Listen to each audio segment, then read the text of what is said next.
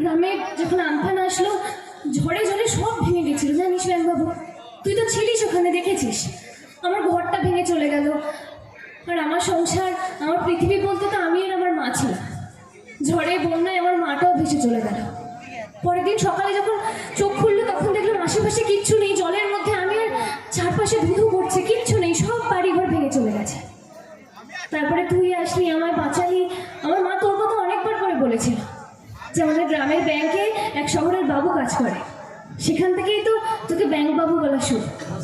তারপর তোর হাত ধরে কলকাতায় আসা, আমার মাকে যে আমি আবার খুঁজে পাবো কখনো ভাবিনি।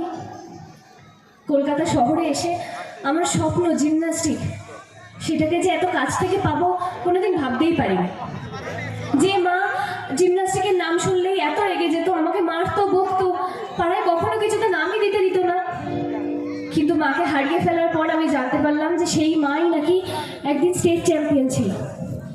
আর আজকে সবটা কতটা পাল্টে গেছে বল। আজকে আমি ন্যাশনাল চ্যাম্পিয়ন, আর আমার কোচকে আমার সেই মা। তাই আমি আমার মেডেল আর পুরস্কার মার হাতে তুলে দিতে চাই।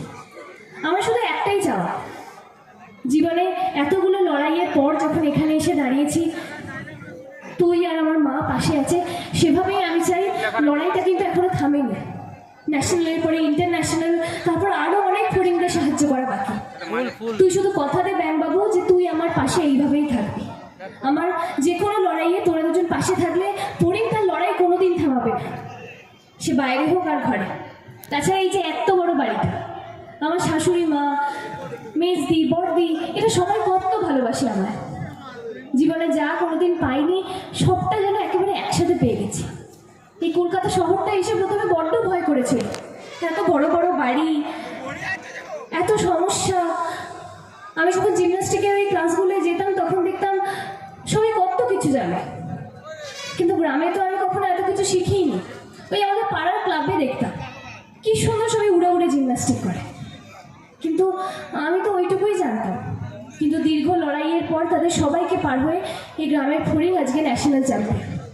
তাই তুই শুধু আমার পাশে থাকিস, বাকিটা তোর ফড়িং দেখে নেব। Thank you.